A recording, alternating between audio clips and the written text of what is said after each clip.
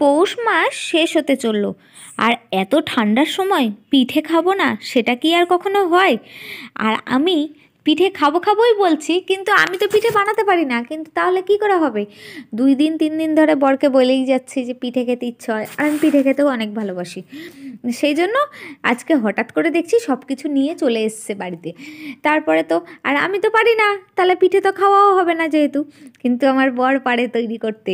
তার জন্য চাল গুঁড়ি রেডি করেছে, তারপরে নারকেল নিয়ে এসে গুড় দিয়ে ঘেটেছে, সব কিছু করেছে। সব কিছু দেখো এসেই কিন্তু কাজে লেগে পড়েছে একদম। তার মাঝে কারেন্ট ছিল না বলে তোমাদের কিছু ভিডিও দেখাতে পারিনি। আর আমি আর বাবু এই যে ঘুরে ঘুরে বেড়াচ্ছি, আমরা শুধু দেখে যাচ্ছি ও কী করছে। আর আমাকেও তো শিখতে হবে বলো, প্রত্যেকবার যদি করে করে খাওয়াই তাহলে ওর মনটা কেমন হবে যে আমি করে করে খাওয়াতে পারি না। তো সেই জন্য আমিও দেখছি যে কিভাবে করছে না পারছে। আমি নাড়ুটা করতে পারি, আমি এরকম এটা নারকেল দিয়ে গুড় দিয়ে পারি এটা করতে। কিন্তু বাবু এত দুষ্টুমি করছিল যে আমি একটা কাজও করতে পারছিলাম না। এই যে ওর বাবা মিক্সারতে চালগুড়ি করছে, সেখানে ও গিয়ে ওইটা ধরবে, ওটা ধরে ও ওখানে ওর বাবার সাথে ধরে ধরে কাজ করবে, এরকম দুষ্টুমি করছে। চালগুড়িটাও রেডি হয়ে গেছে তারই মাঝখানে, আর ওদিকেও নারকেলের ছাইটা কিন্তু হয়ে গেছে। আমাকে জিজ্ঞাসা করছিল কি পিঠে খাবে। আমি বেশি ভালোবাসি পাটিসাপটা, এইসব খেতে ভালোবাসি, কিন্তু ভাপা পিঠেটাও ভালোবাসি। আমি ওর জন্য বললাম যে তুমি করে খাওয়াবে তো, তাই তোমার যেটা পছন্দ তুমি সেটাই করো, তাহলে ওতেই আমি খুশি হব। সত্যি কথা বলো, এরকম বর পাওয়া অনেক ভাগ্যের ব্যাপার। কারণ আমি আবদার করি যেটা, ও কোনো সময় ফেলে না। আর আমি এমনিতেও কোনো কিছু না বললেও বুঝতে পারে যে আমার কি ইচ্ছে করে। সত্যি সত্যি আমি অনেক লাকি যে এরকম একটা হাজব্যান্ড পেয়েছি জীবনে। লাইফ পার্টনার এরকমই হওয়া দরকার, যে মুখের কথা না বলবার আগেই বুঝে ফেলে। তাই আমি 2 দিন ধরেই বলছিলাম একটু পিঠে খেতে ইচ্ছে করে, কিন্তু ও ভাবতে পারিনি যে আজকে হঠাৎ করে এরকম সব কিছু নিয়েই চলে আসবে ঘরেতে। যাই হোক, এনেছে, দেখো তৈরিও করছে বসে বসে। সারাটা দিন কষ্ট করে, তারপরেও যদি রাত সন্ধ্যেবেলায় এসে আমি একটু না করে খাওয়াতে পারি, কেমন দুঃখ লাগে বলো।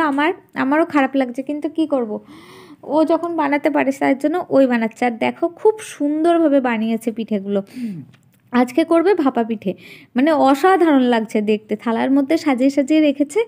আর অনেক বেজে গিয়েছিল, রাত প্রায় 11টা 11:30 হয়ে গিয়েছিল, কারণ ও সব একা হাতে সব কিছু করেছে। তার জন্য অনেক রাত হয়ে গিয়েছিল। আর তারই মাঝখানে আমি অল্প একটু সিদ্ধ ভাত করেছিলাম যাতে রাত্রেবেলা খাওয়া যায়, পিঠে খেয়ে তো আর ঘুমানো যায় না। সেই জন্য দেখো প্রত্যেকটা পিঠে কিন্তু অসাধারণ হয়েছে আর অতিরিক্ত সুন্দর হয়েছে। এই যে একবার দিয়েছিল, একবার দিয়ে তারপরে নামিয়ে নিচ্ছে। এটা মোটামুটি 2-3 বার দিতে হবে, কারণ অনেক কটা হয়েছে তো।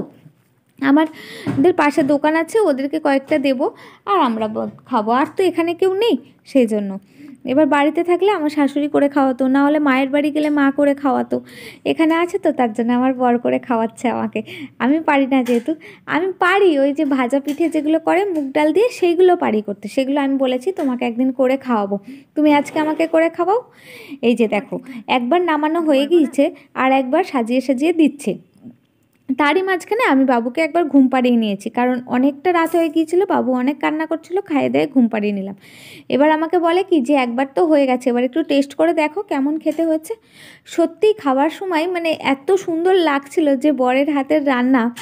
বর এমনিতেও ও আমাকে অনেক কিছু রান্না করে করে খাওয়ায়, তারপরেও খুব সুন্দর হয়েছিল খেতে। তোমরাও দেখো আর দেখে বলো কেমন হয়েছে। অতিরিক্ত সুন্দর হয়েছে। তোমরাও আজকের দিনে পিঠে খাও, অনেক আনন্দ করো। চলো আজকের মতো